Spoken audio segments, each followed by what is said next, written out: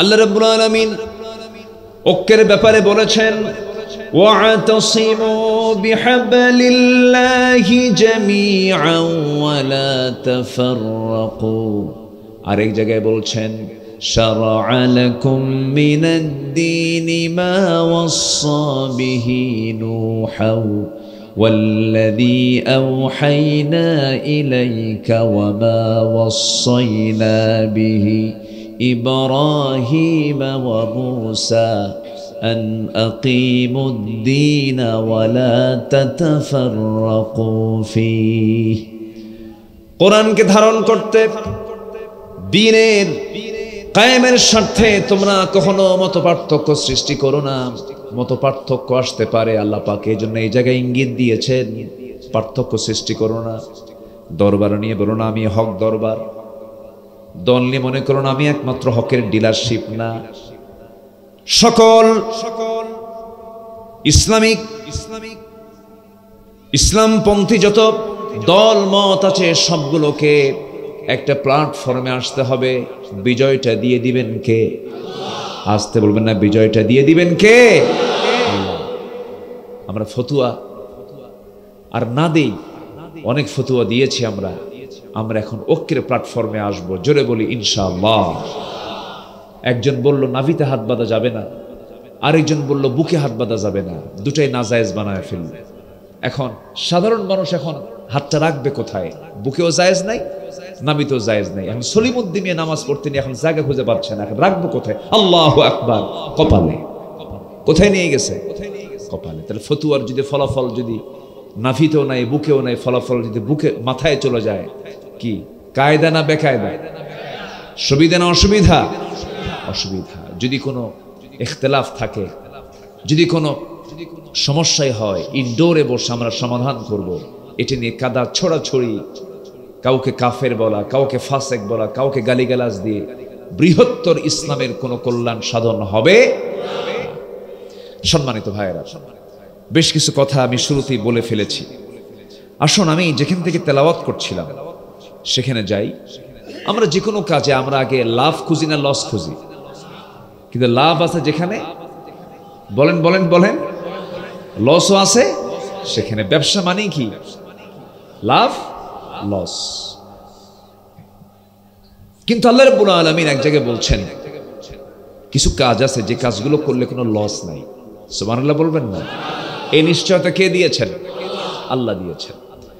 যেরকম সূরা ফাতির আল্লাহ রাব্বুল আলামিন বলেন, ইন্নাল্লাযীনা ইয়াতলুনা কিতাবাল্লাহ ওয়া আকামুস সালাতা ওয়া আনফাকু মিম্মা রাযাকনাহুম সিররান ওয়া আলানিয়াতান ইয়ারজুনা তিজারাতান লান তাবুর। জোরে বলুন আল্লাহু আকবার।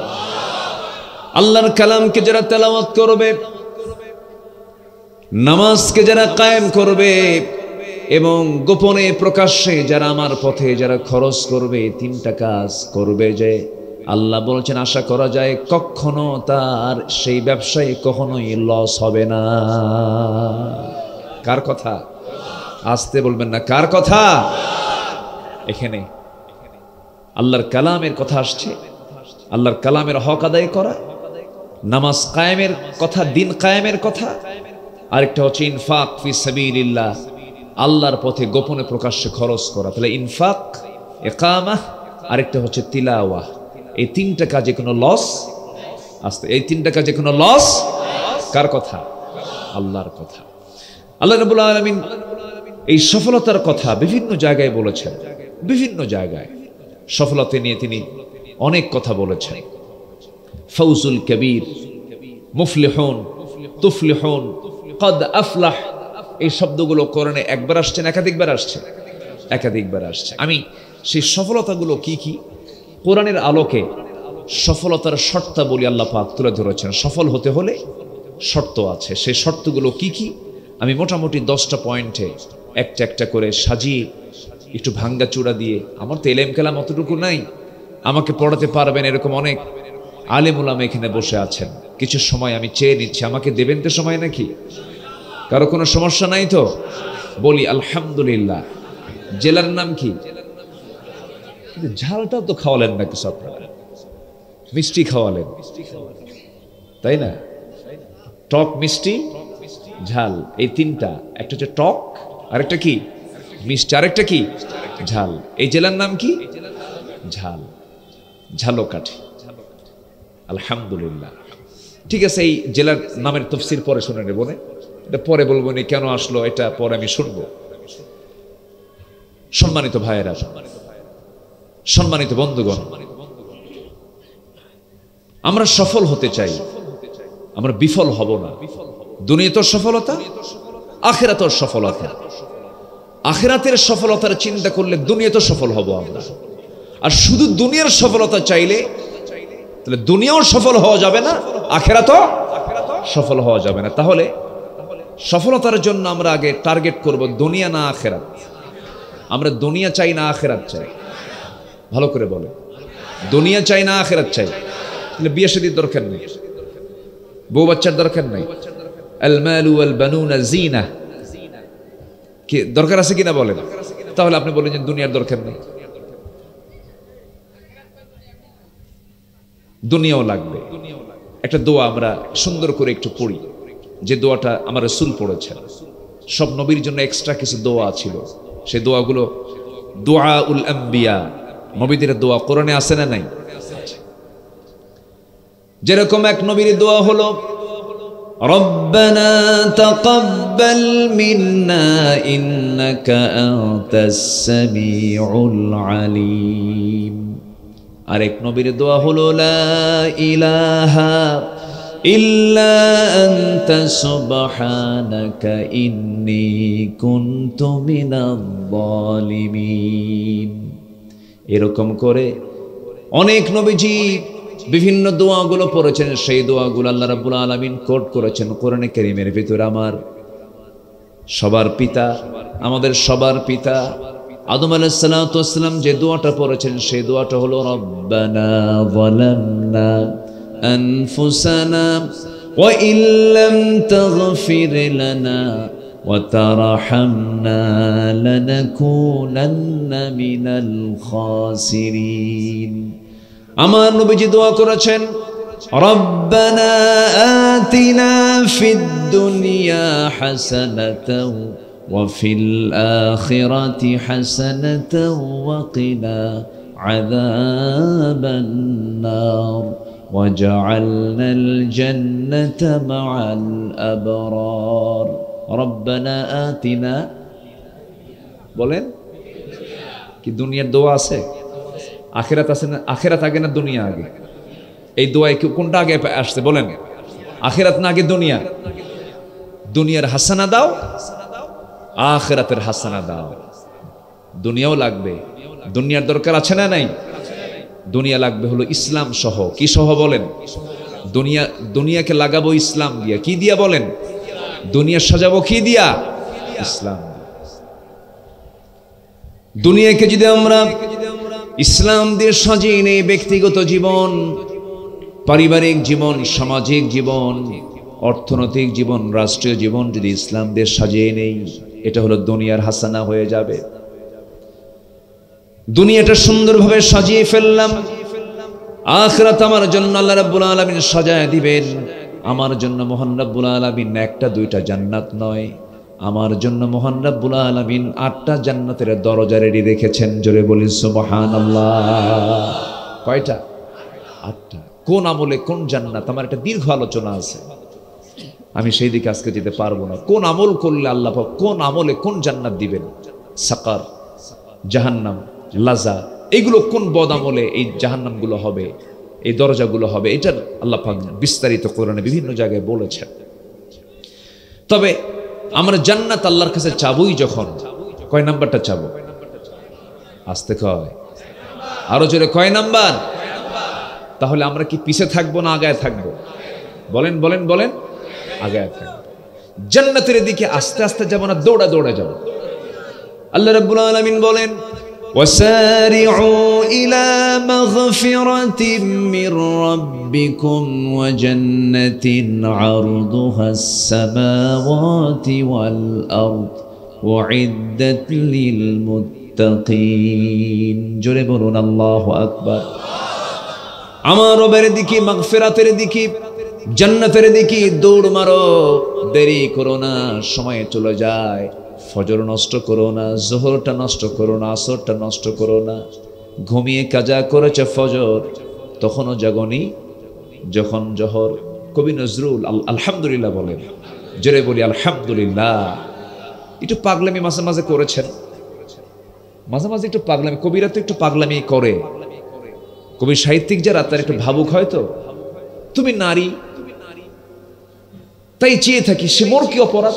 দেখেন এখানে এসে কোন প্যাঁচ লাগাই দিছে। তুমি নারী, চেয়ে থাকি সে মোর কি অপরাধ। সব নারীর দিকে কি চেয়ে থাকা যাবে না। কবিরা অশুআরা ইয়াত্তাবিউহুমুল গাবুন, শুআরা যারা হয়, কবিরা যারা হয়, তারা একটু পথভ্রষ্ট হয়। কিছু কিছু কবিদের পথভ্রষ্টতা আছে না নাই বলেন তো? আচ্ছা, আমার দেশেও শামসুর রহমান ছিল, শামসুর রহমান না, শামসুর শয়তান, ওটা একটা ছিল হনুমান আজাদ, এরকম ছিল। নাস্তিকরা এরা ভাবতে ভাবতে আল্লাহকেই ভুলে যায়।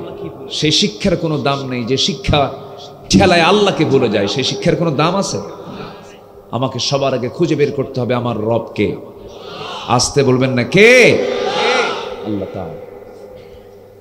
আসুন আমরা সফল হওয়ার জন্য আমাদের কি কি কাজ করা দরকার, যেখান থেকে আমি তেলাওয়াত করেছি সে আয়াতের দিকে আস্তে করে চলে গেলাম। সূরা বুরুজ, সূরা বুরুজ আল্লাহ রাব্বুল আলামিন সুন্দর করে বলছেন, ইন্নাল্লাযীনা আমানু ওয়া আমিলুস সালিহাতি লাহুম জান্নাতুন তাজরি মিন তাহতিহাল আনহার যালিকাল ফাওজুল কাবীর। জোরে বলি আল্লাহু আকবার। ফাওজুল কাবীর, বড় সফলতা। কি করলে? ঈমান আনলে। কি আনলে? ঈমান আনলে। আমরা ঈমান আনছি তো নাকি? আসতে কয়, ঈমান আনছি তো আমরা? নামাজ না পড়ি, ঈমান তো আনছি। এরকম লোক আমার দেশে কম না বেশি? হুজুর মুরিদ তো হয়েছি, গাঁজা খাই আর মদ খাই, আছে না নাই? এরকমও দরবারও আছে, তোমার সারা বছরে কিচ্ছু করা লাগবে না, বছরে 2টা করে গরু পাঠাবা, সব মাফ। গরু পাঠায় দিবা, 2টো খাসি পাঠায় দিবা, সব মাফ। এরকম বেদাতি দরবারও আমার দেশে আছে না নাই?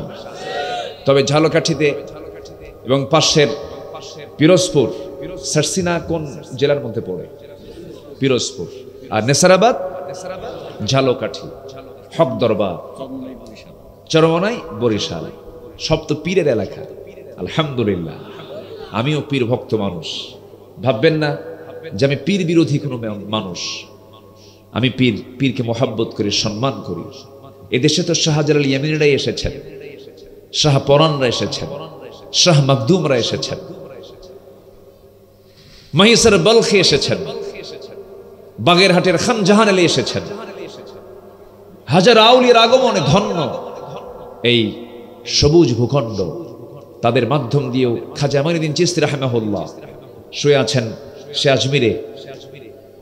তাদের মধ্য দিয়েই তো এই বিশাল এই ভূখণ্ডে ইসলামের যে প্রসার, ইসলাম যে প্রসারিত হয়েছে তাদের মাধ্যম দিয়ে। আমি কেন তাদেরকে অসম্মান করব, অসম্মান জানিয়ে কেন কথা বলবো? কিন্তু পীর নামের কিছু কলঙ্ক আমার দেশে আছে। আসতে বলবেন না, আছে না নাই? কিছু দুষ্ট আছে। খাজা দিল কর তাজা, ইসমে জালাল, গাজার কলকি খাওয়া হালাল। যেরকম নাউজুবিল্লাহ আছে কিনা বলেন? এরকম আছে না নাই? পানির তলে মোমবাতি, বাও বাতাসে নেভে না, বাবার নামে হালকা দিলে অজু গোসল লাগে না। অজুও লাগে না, গোসলও লাগে না। মাথার চুলে জট, পাকতে পাকতে মহাজট। এরপরে মৌসার দাড়ি সমান, মুখ দেখা যায় না। মাথার চুলও বড়, মোষ বড়, দাড়ি বড়, বগলের চুলও বড়, নিচের দিকে আর গেলাম। দুর্গন্ধ পচা, মাথার চুলের মধ্যে উকুন থাকতে থাকতে উকুন পর্যন্ত বিরক্ত। উকুন কয় আমি এমন চুলে আসলাম যে চুলে তেলও নেই। এই হচ্ছে শয়তান। এরাও নামের আগে পীর শব্দ যোগ করে। এই ভণ্ড দরবারগুলোকে ভেঙ্গে চুরমার করে দেওয়া দরকার। আস্তে কন কেন, আস্তে কন কেন? যেখানে কবর পূজা হয় সেখানে অবশ্যই লাঠির বাড়ির দরকার আছে না নয়? কি ঠিক আছে না? কবর পূজা আছে না? আছে কিনা বলেন? সেজদা দিয়ে দেয় যেরকম নাউজুবিল্লাহ। খুব বেশি দূরে না তো, এই বেল্টেই, খুব বেশি দূরে না, এরকম ভণ্ড দরবার এই বেল্টই আছে। আর এটা এদিক সেদিক তাকাবেন, চোখ বন্ধ করবেন, দেখবেন সব খুঁজে পাবেন। কি যে সেখানে বেদাতি কাজ চলে কল্পনাতীত। মুহতারাম উনিও হজে গেছেন। আল্লাহ পাক আমাকে নবীর কবর, আমি কতবার জিয়ারা করেছি আমার মনে নাই, বহুবার করেছি। আমি একটা দিন দেখলাম না আমার নবীর কবরের সামনে গিয়ে কেউ ফুল নিয়ে দাঁড়ায় থাকলো। একটা ফুল কিন্তু নবীর কবরে কেউ জমা দেয় না। আমার নবীর কবরে ফুল দেওয়া যদি জায়েজ হতো, গোটা পৃথিবীর সব ফুল গিয়ে জমা হতো আমার নবীর কবরে। তুমি কোন ছাতামাতা হয়ে গেছো তোমার কবরে ফুল লাগে? ফুল দেওয়া এটা কি সাধারণ কাজ না শিরকের কাজ? বলেন বলেন বলেন বলেন, কিসের কাজ? শিরকের কাজ। অতএব বেদাত আছে যেখানে আমরা নাই, আমরা নাই সেখানে আমরা কবরবাসীর কাছে চাবো না আল্লাহর কাছে চাবো? কবরবাসীর জন্য দোয়া করব। কি করব? দোয়া করব, আল্লাহ তুমি কবরবাসীকে জান্নাত দিয়ে দাও। কবরবাসীর কাছে চাওয়া যাবে না। আহলুল কবর, কবরের যে বাসিন্দা তার কাছে চাওয়া যাবে না, কবরের বাসিন্দার যিনি মালিক তার কাছে চাইতে হবে। এটা মাথায় রাখবে। আপনাকে মরা মানুষ আপনাকে কিছু করতে পারবে না। আমাকে উপকার করবেন যিনি, আমার ক্ষতি করবেন যিনি, তিনি আমার কে? আসতে বলবেন না, তিনি আমার কে? আল্লাহ পাক। মনে হয় কষ্ট দিলাম আপনাদের, কষ্ট পাচ্ছেন না তো? এই কথাগুলো কি বলার দরকার ছিল? বলার দরকার আছে? আমি কোন দরবারকে গালি দেওয়ার জন্য আসিনি। যদি হক হয় অবশ্যই অবশ্যই গ্রহণ করব না। কেন গ্রহণ করব না? অবশ্যই গ্রহণ করব। তবে হ্যাঁ, একামতের দিন থেকে দূরে থাকা যাবে না। আমার নবীজির মাথা থেকে পা পর্যন্ত প্রত্যেকটা জায়গায় ছিল ক্ষতের চিহ্ন। নবীর দেহ ক্ষত বিক্ষত হয়েছিল। নবী যেদিন মারা যাবেন, আম্মা জান আয়েশা রাদিয়াল্লাহু আনহার উরুতে মাথা রেখে কষ্ট পাচ্ছিলেন, প্রচন্ড কষ্ট পাচ্ছিলেন নবীজি। নবীজির চোখের পানি বের হচ্ছিল, কপাল ঘেমে যাচ্ছিল, খেতে পারছিলেন না। রাসূল বলছেন, আয়েশা, ওই যে ইহুদিরা আমাকে খাবারের মধ্যে বিষ দিয়েছিল, সেই বিষের প্রতিক্রিয়া এখন, সেই বিষক্রিয়া এখন দেখা দিয়েছে, খুব কষ্ট হচ্ছে আমার। আমার নবীজি আরাম ফরমাচ্ছিলেন। এমন সময় সাইয়েদনা বেলাল যখন আজান দিলেন, নামাজের জন্য স্থির হয়ে যেতেন রাসূল। যখন আজান হয়ে যেত, নবীজি স্বাভাবিকভাবে উঠে দাঁড়ানোর জন্য চেষ্টা চালাচ্ছিলেন, কিন্তু মাথা চক্কর মেরে পড়ে যেতে নিলেন। আম্মা জান আয়েশা তাকে ধরে ফেললেন। ধরার সঙ্গে সঙ্গে বলছেন, আয়েশা, আমার বুঝে জামাতে নামাজ আর হবে না, আমি আর জামাতে নামাজ পড়তে পারবো না। তুমি আমার বাল্য দিনের বন্ধু, তোমার বাবা আমার বন্ধু, আমার ছোট আবু বকরকে বলে দাও আমার মুসল্লায় যেন দাঁড়ায় আমার দায়িত্বটা পালন করে নেয়। রাসূল বলছেন, আয়েশা রে, এই যে আমার কোমরটা কুঁজো হয়ে গেছে, আমি দাঁড়াতে পারছি না, এটা হচ্ছে আমার খন্দকের ময়দানের ফলাফল। খন্দকের পরীক্ষা খনন করতে নিয়ে, ওরে আয়েশা, আমি যে ওই কোদাল মেরে মেরে 4টা দিন না খেয়ে কোদাল মেরে মেরে বাংকার খনন করেছি, পরীক্ষা খনন করেছি, ওই যে আমার কোমর কুঁজো হয়ে গেছে, মরার দিন পর্যন্ত আমি আর কোমর সোজা করতে পারতেছি না। দিন কায়েমের সংগ্রাম করতে গিয়ে আমার নবীর কোমর চলে গেছে। তায়েফের ময়দানে নবীজির মাথা রক্ত গড়ে গড়ে পায়ের তলা পর্যন্ত পৌঁছে গেছে। জুতার তলা আর নবীর পায়ের তলা একাকার হয়ে গেছে, জমাট বেঁধে গেছে। টান মেরেও তিনি নিজের জুতা খুলতে পারছিলেন না। দিন কায়েমের জন্য যে বিশ্ব নবীকে আল্লাহ রাব্বুল আলামিন এমন সম্মান দিয়েছেন, রোদের আকাশে যখন তিনি হাঁটতেন তার সম্মান আল্লাহ রাব্বুল আলামিন রোদের নিচে, সূর্যের নিচে মেঘ ছায়া দিতেন। সেই নবীজির দেহ থেকে যদি দিন কায়েমের জন্য রক্তের প্রয়োজন হয়, সেই জমিনে দিন কায়েমের জন্য আমাদের রক্ত দেওয়ার দরকার আছে না নাই? আসতে বলবেন না, আছে না নাই? আমার দেশে কি দিন কায়েম হয়েছে? দিন কায়েম আছে না সুদ কায়েম আছে? আমার দেশে দিন কায়েম আছে না মদ কায়েম আছে?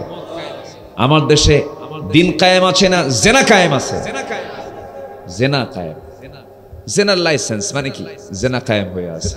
মদের লাইসেন্স মানে কি? মদ কায়েম হয়ে আছে। নামাজ কি কায়েম হয়েছে? নামাজ কায়েম হবে যেখানে সেখানে সুদ, জেনা এগুলো থাকবে, এগুলো থাকবে না। আমার নবীজি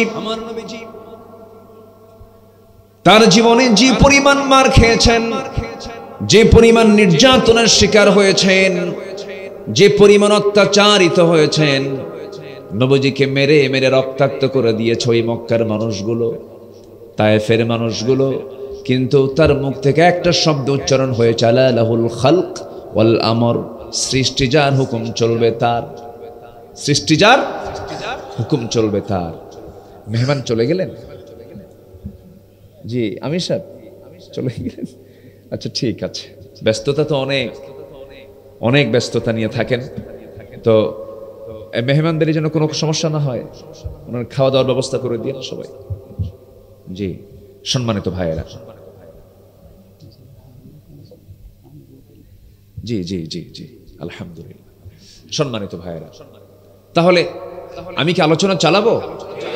কারো কোনো সমস্যা নাই তো? জি আলহামদুলিল্লাহ, মাশাআল্লাহ। জি কষ্ট পাচ্ছেন নাকি আমার আলোচনায়? আমি চেষ্টা করছি, জি আমি আলোচনার চেষ্টা করছি হক কথাটাকে কেমনে ওপেন করা যায়। কিন্তু হকটা যখন বলতে যাবেন তখন একটু হক কথাটা কি সহজ মনে হয় না তিতা মনে হয়? এটা তিতা হয়, একটু মিষ্টতা কম থাকে। একটু বসেন, আমাকে একটু সময় দেন। আমি খুবই আনন্দিত আপনাদেরকে পেয়ে, আমি খুবই আনন্দিত। আপনি কষ্ট পাচ্ছেন কিনা জানি না, আমি খুবই আনন্দিত আপনাদেরকে পেয়ে। আল্লাহ তুমি আমাদের এই সম্পর্ককে হাসর পর্যন্ত গড়িয়ে নাও। জোরে বলি আমিন, আরো জোরে আমিন। আপনারা খুব বরকতি এলাকার মানুষ, আলেম ওলামার এলাকা হচ্ছে এই এলাকা। আলেমের সরাসরি দুই একটা আবু জেহেলও আছে, কি আছে না নাই বলেন? রাসূল আছেন যেখানে, আবু জেহেল সেখানে। দুই একটা আবু জেহেল আছে, নাম বলার দরকার নেই, বুঝে নেন, আছে দুই একটা আবু জেহেল আছে। সম্মানিত ভাইয়েরা, অনেক জ্বালান জ্বালাইছে, অনেক অত্যাচার করেছে। 2018 সালে নির্বাচনের আগ দিয়ে কোনো কারণ নাই আমাকে ধরার জন্য পুলিশ চলে আসলো, গোটা বাড়ি ঘেরাও করে আমাকে বলল, হুজুর চলেন থানায় যেতে হবে। কেন? ওসি সাহেব চা খাওয়ার দাওয়াত দিছে, রাত 3টার দিকে। চলেন, আমাকে নিয়ে চলে গেল। ওসি সাহেব আমাকে সালাম দিয়ে বলে, হুজুর বেয়াদবি হলে ক্ষমা করে দিয়ে, আপনাকে ধরার ইচ্ছা ছিল না কিন্তু উপায় তো নাই, বাধ্য হলাম। কি করবেন এখন? সামনে নির্বাচন, একটু জেলখানায় যান, নির্বাচন হয়ে গেলে আপনি আবার চলে আসেন। তা আমি এরপরে আমি কিচ্ছু বললাম, আমি হাসতেছি, তাই বললাম যে ঠিক আছে। এরপর আমাকে বলতেছে, হুজুর বদদোয়া দিয়েন না। কি করবেন? বাচ্চা আছে, ছেলে আছে, মেয়ে আছে, পরিবার আছে, চাকরি রক্ষা করা তো ফরজ। আমি বললাম ঈমান রক্ষা করা তো নফল। কি বলবো? ধরে নিয়ে মামলা আরো জোকটোক দিয়া, হাতে হ্যান্ডক্যাফ লাগায় দিয়া কোর্টে উঠায় নিব। কোর্টের যিনি জজ আমার দিকে তাকায় জিব্বে কামড় মেরে বলে, কামটা করছে কি? আইনের ধারার দিকে তাকায় আরো সে আশ্চর্য হয়ে গেল, এই তো জামিন দেওয়াই যাবে না, জামিন দিলে আমার চাকরি নেই। আস্তে করে জেল হাজতে পাঠায় দিল। মনে কোনো কষ্ট নেইনি, কারণ আমি জেলখানার নাম দিয়েছি 16 বছরের, বিগত সময়ের 16 বছরের জেলখানার নাম দিয়েছিলাম হলো মাদ্রাসা ইউসুফিয়া। মাদ্রাসায় ইউসুফিয়া আমি ওটার নাম দিয়েছি, কারণ ইউসুফ আলাইহিস সালাম জেল খেটেছেন অল্প সময় না দীর্ঘ সময়? দীর্ঘ সময়, দীর্ঘ সময়। তো দরজাতে ঢোকা মাত্রই এক বুড়ো চাচা, 80 থেকে 85 বছর বয়স, আমার দিকে তাকায় এত খুশি, তার চেহারায় এত খুশির ছাপ দেখলাম। লম্বা একখান সালাম দিয়ে বলে, হুজুর আপনি জেলখানায় ঢুকছেন, খুব খুশি হলাম। তো বললাম, জেলখানায় ঢুকলে কেউ খুশি হয়? হুজুর মাহফিলে যাই, আপনার ওয়াজে বসি, বহুদিন চেষ্টা করেছি আপনার সঙ্গে একটু মুসাফা করব, একটু মুআনাকা করব, একটু গল্প করব, একটা দিন চান্স মেলে নাই। আল্লাহ আমারে কত সুন্দর করে মিলাই দিয়েছে, দোয়া করে আপনি জেলখানায় থাকেন। আমি মুরব্বীকে বললাম, চাচা আপনি কেন জেলখানায়, আপনি কোন অকাম করে আসছেন? কে বাবা আর বললেন না, কি করছেন? কে বোমা হামলা, বোমা হামলা, মানে ওনার নামে দিছে বোমার মামলা। বলে আমার এই কাঁপানো কাঁপানো হাতে যদি কেউ বোমা তুলে দিয়ে বলে বোমা মারো, সেই বোমা তো লক্ষ্যে পৌঁছবে না, আমার মাথায় পড়বে। আমার নামে দিছে বাবা এই বোমার মামলা দিয়েছে। রাস্তার ফকিরকে ধরে নিয়েও মামলায় ঢুকায় দিয়েছে, এমন রেকর্ড আছে না নাই? আসতে বলবেন না, আছে না নাই? আল্লামা সাঈদী আপনাদের সন্তান, আপনাদের কলিজার টুকরা। আমরা কি সম্পদ যে হারিয়েছি, তার শূন্যতা পূরণ করার মতো মানুষ নাই। তিনি কি ছিলেন না বলেন? একটা রাষ্ট্রের সংস্কার থেকে শুরু করে নিয়ে ব্যক্তি জীবনের প্রত্যেকটা অঙ্গনে তার যে ভূমিকা, তার যে অবদান, এটা স্মরণীয় হয়ে থাকবে। আল্লাহ তুমি তার কবরটাকে জান্নাতের টুকরা বানায় দাও। খুব বেশি দূরে না তো আপনাদের বাড়ি এখান থেকে, খুব কাছাকাছি, একই ভাষা, তো একই ভাষার মানুষ আপনারা, মনো ঠিক আছে না? এটা টান মারে, এক টানের মধ্যে যে কি মজা আছে, আলহামদুলিল্লাহ বলেন। জি, আল্লামা সাঈদীর খুনের সঙ্গে যারা জড়িত, সবার আগে তার বিচার করতে হবে, তাদের বিচার করতে হবে, ঠিক কিনা বলেন? হ্যাঁ, বিচার করতে হবে।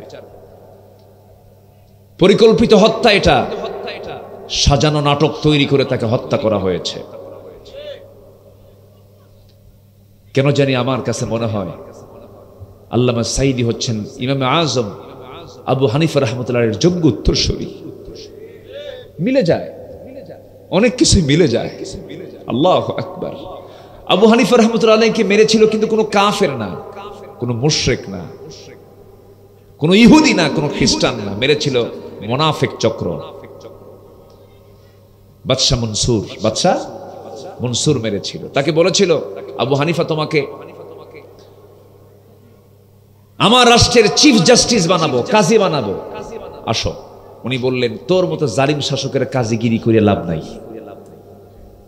এই কথা বললেন, আসামি হয়ে গেলেন, জেলখানায় ঢুকানো হলো। মা তখন জীবিত, মাকেও ধরে এনে মার চোখের সামনে সন্তানকে মারা হয়, মার চোখের পানি। সাইয়েদেনা আবু হানিফা রাহমাতুল্লাহর দারুণ কষ্ট হচ্ছিল। শেষ পর্যন্ত আবু হানিফা রাহমাতুল্লাহ আলাইহিকে বলা হলো, তোমার মার কষ্ট হচ্ছে, এখনো তুমি মেনে নেওয়ার সময় আছে, তুমি কি করবে বলো। মানসিক চাপের মধ্যে ফেলে দেওয়া হলো। সেই সময় মা উচ্চ কণ্ঠে বলছে, কলিজার টুকরা আমার সন্তান আবু হানিফা, চিন্তা করিস না রে, আমার চোখের পানি দেখে তুই ভয় পাবি না। আমার চোখের পানি বের হওয়ার কারণ হলো, না জানি তুই তো মানুষ, অত্যাচার সহ্য না করতে পেরে না জানি কোন সময় যেন বাতিল শক্তির তুই সমস্ত কথাগুলো মেনে নেস। আমি এই চিন্তায় কান্দি। আমি চাই কষ্টগুলো সহ্য করতে করতে এক পর্যায়ে তুই শহীদ হয়ে যাবি, আর আমি তোর মা শহীদের মা হওয়ার গৌরব অর্জন করব। জোরে বলি সুবহানাল্লাহ। দীর্ঘ 8টা বছর জেলখানায় থাকলেন। শেষ পর্যন্ত তাকে খাবারের মধ্যে বিষ প্রয়োগ করে তাকে দুনিয়া থেকে বিদায় করে দেওয়া হলো। তিনি দুনিয়া থেকে বিদায় নিলেন। আবু হানিফা রাহমাতুল্লাহ আলাইহি, আল্লামা সাঈদ রাহিমাহুল্লাহ, তিনি আমাকে খুব স্নেহ করতেন। জেলখানায় থাকতে তার ছেলেকে ডাক দিয়ে বলে, বাবা মাসুদ, তুমি আমার প্রিয় আমার স্নেহের আব্দুল্লাহ আল আমিনের জন্য আমার মাথার টুপিটা খুলে দিলাম, তুমি তোর মাথায় পড়ায় দিও। খুব ভালোবাসছেন আমাকে। ওনার প্রতিষ্ঠিত খুলনার সিদ্দিকিয়া মাদ্রাসার মাহফিল কে করবে, উনি জেলখানা থেকে বলতেন যে আমার আব্দুল্লাহ আল আমিন আমার মাদ্রাসায় যাবে। 4 বছর মাহফিল করার পর সেখানেও মাহফিল বন্ধ করে দিয়েছিল, মাহফিলে যেতে দেয়নি। সম্মানিত ভাইয়েরা, সে আল্লামা সাঈদীর যারা খুনি, যারা হত্যাকারী, অবশ্যই বিচার হওয়ার দরকার আছে না নাই? আসতে বলবেন না, আছে না নাই? চান কারা কারা একটা হাত উঁচু করে দেখান। আল্লাহ কবুল করুন, জোরে বলি আমিন, আরো জোরে আমিন। সম্মানিত ভাইয়েরা, আমরা বিফল হতে চাই না সফল হতে চাই, তাহলে আমাদের লাগবে ইমান। কি লাগবে বলেন তো? 1 নম্বর কি লাগবে? ইমান। নামাজি ইমান না বেনামাজি ইমান? বলেন বলেন, কি ইমানদার? নামাজি ইমানদার, আমানতদার ইমানদার, সত্যবাদী ইমানদার, সবগুলো গুণ সহ ইমান আনতে হবে। ইমানের গুণ আছে না নাই বলেন তো? যেরকম আপনি এখন আমের সময়, আমের তো বহু জাত আছে। এলাকায় আম কি আম বিখ্যাত? ফজলি আম। এলাকায় আম হয় না, দেশি আমটা বেশি হয়। তবে পাশেই কিন্তু সাতক্ষীরা, সাতক্ষীরার আবার আমটা খুব ভালো। আবার ওইদিকে আছে হলো আমের যে রাজধানী, কোনটা? ও আপনারা জানেন তাহলে, রাজশাহী, চাপাই, এটা আমের রাজধানী। কত নাম। একটা আমের প্রতি আমি খুব দুর্বল, তার নাম হচ্ছে ন্যাংড়া। কি নাম? ন্যাংড়া, খুব মিষ্টি। আমি আজ থেকে আরো 20 বছর আগে ওই কনসার্ট, সোনা মসজিদ আছে সেখানে, সেই সোনা মসজিদের পাশে একটা মাহফিল। এক মুরব্বীর 200 বিঘা জমি হলো আমের বাগান। আমি তাকে বললাম, চাচা আপনার কি কি জাতের আম আছে, কি জাত নেবেন আপনি? 100টা দেখি, প্রায় 100টা নাম বললেন। রাজভোগ, রানীভোগ, গোবিন্দভোগ, খিরসা, ন্যাংড়া, হাড়ি ভাঙ্গা, মাজা ভাঙ্গা, সব বলে ফেল। তো বললাম যে আমার একটা আম খুব পছন্দ। কি পছন্দ, কোন আম বাবা বলেন? বললাম যে ন্যাংড়া, আমার কাছে আছে। তো একটা প্রশ্ন করি, কি? আচ্ছা ন্যাংড়া আম খেতে মজা, কিন্তু নামটা তো বেজুক, এই ন্যাংড়া নামটা রাখলো কে? বলে যে এই নামটা কেন হলো? তো বলতেছে কোন ন্যাংড়া লোক মনে হয় এই গাছটা লাগাইছে। উনি এটার ব্যাখ্যা দিলেন। বলেন তো তাহলে ন্যাংড়া আমের বৈশিষ্ট্য হলো এটা খুব মিষ্টি, এটা খেতে খুব স্বাদ, এটার আঁশ কম, খেতে খুব মজা। এটা হচ্ছে ন্যাংড়া আমের বৈশিষ্ট্য। ইমানদারের বৈশিষ্ট্য আছে না? আসতে বলবেন না, আছে না নাই? ইমানদারের 1 নম্বর বৈশিষ্ট্য হলো বিড়ি খাওয়া। নাকি বিড়ি খাওয়া? আমার দেশের ইমানদারের 1 নম্বর বৈশিষ্ট্য কি কম? কই এদেশের ইমানদার কি এখানে 90% মুসলমান না? মুসলমান কি ইমানদার? তো এদেশের প্রধান খাদ্য কি বলেন?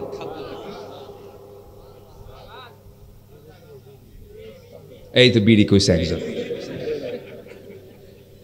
ভাত আপনি একবেলা না খান, বিড়ি খাইতেই হবে। এত টানা টানে। আমি রংপুরে মাহফিল, আমার রংপুর তো ওইদিকে খুব তামাক হয়। রংপুরে এদিকে কুষ্টিয়াতে, আপনাদের পাশে না, এটা খুলনা ডিভিশনে এলাকায় তামাক হয়। আমাকে এক মাহফিল কমিটি দাওয়াত দিল, আমি জানি না কারা দাওয়াত দিয়েছে। মোনাজাতের আগ দিয়ে বলে, হুজুর আমাদের বিড়ির ফ্যাক্টরি আছে, একটু দোয়া করে দেন। আমি পড়ে গেছি আরেক মুসিবতে, আল্লাহ আমি দোয়াটা করি কেমনে? বললাম ভাইজান আপাতত আজকে থাক। এই করে সেখান থেকে চলে আসলাম। তাহলে ইমানদারের বৈশিষ্ট্য কি? বিড়ি খাওয়া। কিন্তু এদেশের ইমানদারের বৈশিষ্ট্য কি? বিড়ি খাওয়া। আপনি একটু গ্রামটা নিয়ে একটু চিন্তা করেন। দোকানে যে একটু খোঁজ নেন, এই যে কি বাজার, এটা দোকানে গিয়ে খোঁজ নেবেন যে আজকে কত টাকার বিড়ি বিক্রি হয়েছে। বলেন তো সবজি বেশি বিক্রি হয় না বিড়ি বেশি বিক্রি হয়? আকিসের মালিক আকিস এবং বিভিন্ন বিড়ির যে ফ্যাক্টরি গুলো আছে, হাজার হাজার কোটি টাকা, হাজার হাজার, শত শত না, হাজার হাজার কোটি টাকা সব কি করে? ধোঁয়া খায়া উড়ায়। এগুলো তো অপচয় না মনে হয় নাকি? আস্তে কয় বলেন, অপচয় কিনা বলেন? এটা খাওয়া কি? ভালো করে চিন্তা করে বলেন। 80% লোক খায়, কিন্তু বিড়ি খাওয়া কি বলেন? তাও হারাম। আচ্ছা ঠিক আছে, আমিও রায় দিলাম। মাহফিল এসে প্রশ্ন করে, হুজুর একটা প্রশ্ন, বিড়ি খাওয়া কি জায়েজ আছে? মানে উনি জায়েজের চেষ্টায় আছে। আদম থেকে শুরু করে নিয়া আমার নবী পর্যন্ত যত নবী এসেছেন, কেউ কি ধোঁয়া টেনেছেন নাকি বলেন? কোন নবী কিন্তু ধোঁয়া টানেন নাই।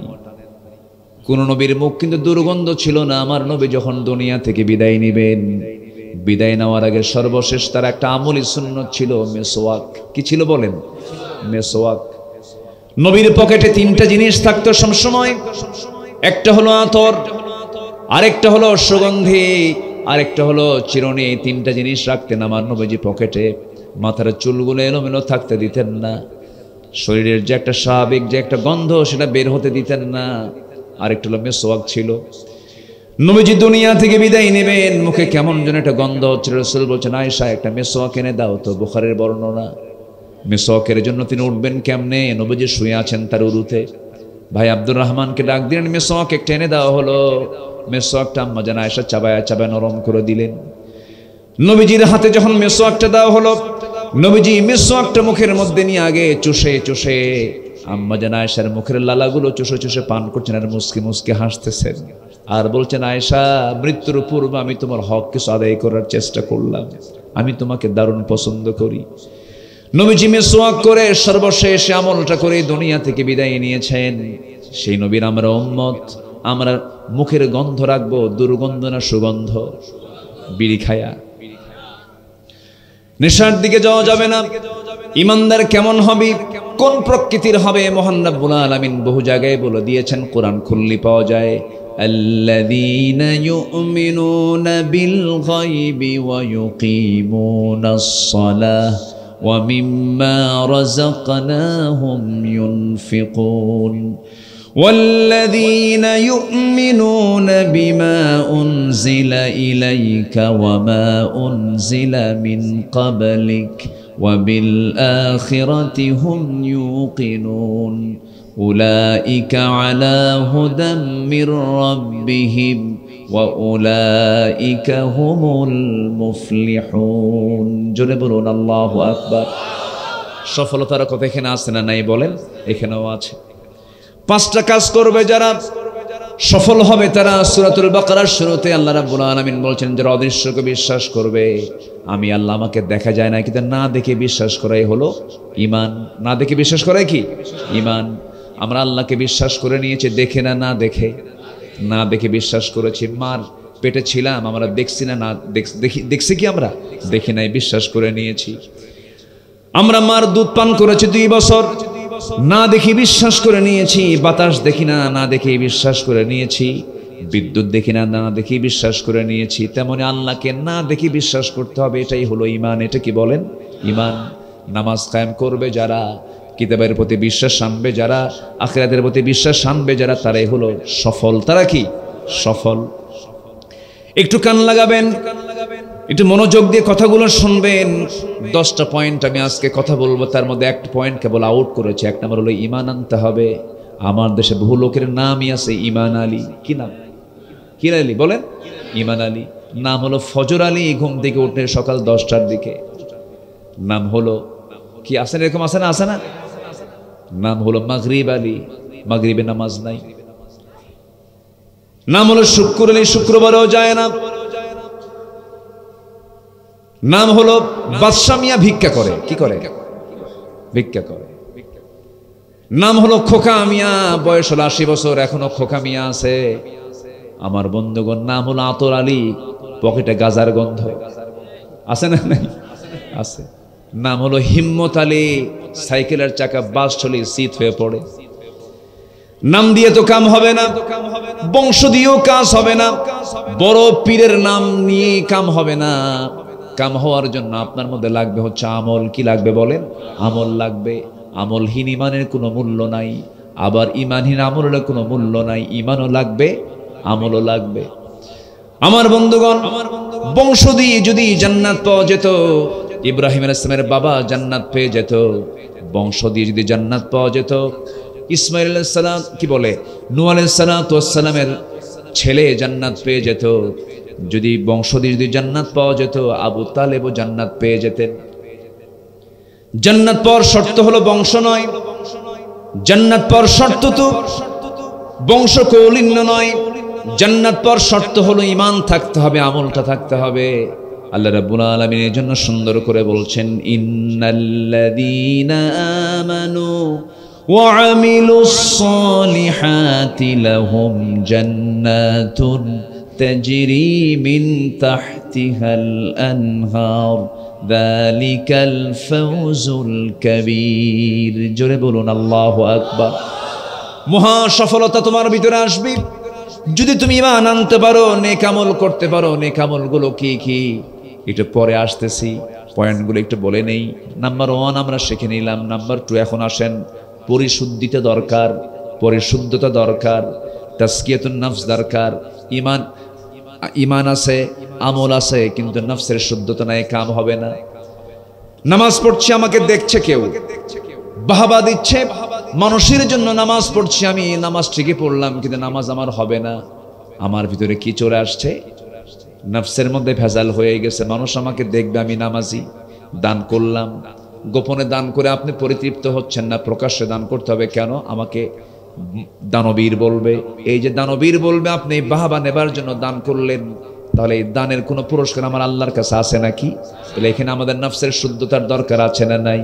আল্লাহ এই জন্য বলছেন, قد أفلح من تزكى وذكر اسم ربه فصلى بل تؤثرون الحياة الدنيا والآخرة خير وأبقى।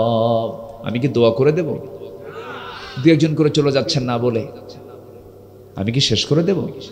তো চলে যাচ্ছেন কেন? একটু বসেন, একটু বসেন না, কেউ না বলে যাবেন না। আমি আশা করব যে আমি সবাইকে নিয়ে একসঙ্গে দোয়া করব, থাকবেন না ইনশাআল্লাহ? আল্লাহ কবুল করুন, জোরে বলে আমিন। একটা লোক উঠবেন না, একটু বসেন। আমি তো মনে করি যে এই মুহূর্তে এই অঞ্চলের সবচেয়ে বরকতের জায়গা হলো এই মাহফিল। এর চেয়ে বরকতের জায়গার কোথাও আছে? এখানে থাকবেন, গুনাহ মাফ হবে, এরকম জায়গা পাবেন না তো। বসেন, কোরআনের বরকতে আমরা বসে আছি, বলি আলহামদুলিল্লাহ, জোরে বলি আলহামদুলিল্লাহ। তাহলে আমাদের নফসের শুদ্ধতার দরকার আছে না নাই? একটা হাদিস আমাকে খুব আমাকে খুব কাঁদায়, আমি কেঁদে ফেলি। একটা হাদিস যখন মনে করি আমার খুব অস্থির লাগে। সেই হাদিসটা হলো,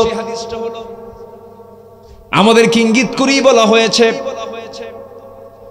হাসরের ময়দানে বহু আলেমকে আল্লাহ রাব্বুল আলামিন উপর করে জাহান্নাম দিয়ে দিবেন, বহু মুজাহিদকে, বহু শহীদকে জাহান্নাম দিয়ে দিবেন, বহু জ্ঞানীকে জাহান্নাম দিয়ে দিবেন, বহু দানবীরকে জাহান্নাম দিয়ে দিবেন। সেই দিন দানবীর আল্লাহর সামনে দাঁড়াবে, আল্লাহ বলবেন, ও দানবীর, দান করছো নাকি? হ্যাঁ দান করছি। কার জন্য? তোমার জন্য না, বাহবা নেবার জন্য। মানুষ তোমাকে দানবীর বলবে, তোমার নামের প্রশংসা করবে মানুষ, সেই নিয়তে তুমি দান করেছো। গোপনে দান করলে পরে তোমার মন পছন্দ হতো না, আজকে তুমি জাহান্নামে চলে যাও। আলেমকে বলা হবে, আলেম তুমি জ্ঞান অর্জন করেছো কিসের জন্য? তোমার খুশির জন্য না, না, তোমাকে মানুষ আলেম বলে ডাকবে। তোমাকে বড় বুজুর্গ বলবি, তুমি আমার জন্য ইলম অর্জন করো নাই, তুমি জাহান্নামে চলে যাও। এরপরে মুজাহিদকে ডাকা হবে, শহীদকে ডাকা হবে। শহীদ আল্লাহর সামনে দাঁড়াবে, আল্লাহ বলবেন, ও শহীদ, আমার সামনে তুমি সাক্ষ্য দিয়ে দাঁড়িয়ে আছো, কিন্তু যুদ্ধ কেন করেছিলে? আল্লাহ তোমার দিনকে কায়েমের জন্য, কার খুশির জন্য? তোমার না। তুমি জিহাদে আসছো, তোমাকে গাজী খেতাব দেবে মানুষ, সেই নিয়তে তুমি যুদ্ধ করতে আসছিলা, আজকে তোমাকে জাহান্নাম যেতে হবে। তাহলে দেখেন, শহীদ ধরা খেয়ে যাবে, আলেমরা ধরা খেয়ে যাবে, হাফেজরা ধরা খেয়ে যাবে, দানবীররা ধরা খেয়ে যাবে। একমাত্র একটা জায়গায় ধরা খাবে, সেটা হলো কিসের সমস্যা? বলেন বলেন, নফসের সমস্যা। কিসের সমস্যা বলেন? নফসের সমস্যা। তাহলে এটার সমস্যার সমাধান করার দরকার আছে না নাই? আসতে বলবেন না, আছে না নাই? আছে। একটা আয়াত সমাধান দিয়ে দিয়েছে, সবাই বলেন, কুল ইন্না সলাতি ওয়া নুসুকি ওয়া মাহইয়ায়া ওয়া মামাতি লিল্লাহি রাব্বিল আলামিন। নফস, রূহ, কলব, যদি আমরা তিনটা শব্দ পাচ্ছি, তিনের শব্দের অর্থ কিন্তু ভিন্ন ভিন্ন, এবং এই তিনটা শব্দ আবার কিন্তু মূল কিন্তু একই ফাংশন, কিন্তু একটু ভিন্ন ভিন্ন শব্দ। নফস, রূহ, কলব। Legislative, administrative federative. নফস হলো ইহকালীন চেতনা। নফস শুধু চায়, গাড়ি চাই, বাড়ি চাই, সম্পদ চাই, কিন্তু রূহ হলো কার নির্দেশে চলে? ইয়াসআলুনাকা আনির রূহ কুলির রূহু মিন আমরি রাব্বি। এই জন্য শয়তান কোন বান্দার কলবের মধ্যে ঢুকতে পারে না, কোন বান্দার কলবের ভিতরে ঢুকতে পারে না, কলবের মধ্যে শয়তান ঢুকতে পারে না, কলবের দরজায় যায়। আমরা একটা সূরা সবাই জানি, সবাই পড়ি, সবাই বলেন কুল আউযু বিরাব্বিল ফালাক মিন শাররি মা খালাক ওয়া মিন শাররি গাসিকিন ইযা ওয়াকাব ওয়া মিন শাররিন নাফাসাতি ফিল উকাদ ওয়া মিন শাররি হাসিদিন ইযা হাসাদ। সবাই বলেন কুল আউযু বিরাব্বিন নাস মালিকিন নাস ইলাহিন নাস মিন শাররিল ওয়াসওয়াসিল খান্নাস আল্লাযী ইওয়াসওয়িসু ফি কুলুবিন নাস। হুজুর ঠিক কইছে নাকি? কি হবে? ফি সুদুরিন নাস কুলুবিন নাস, কিন্তু আল্লাহ বলেন নাই। কলবের দরজা হলো সদর। কলবের দরজা কি? সদর। কলবের উপরে সদর। এই সদরের কাছে এসে ফি সুদুরিন নাস, শয়তান এসে মানুষের সদরে এসে ধাক্কা মারে। আল্লাযী ইওয়াসওয়িসু ফি সুদুরিন নাস মিনাল জিন্নাতি ওয়ান নাস, জিন এবং মানুষ জাতির ভিতর থেকে।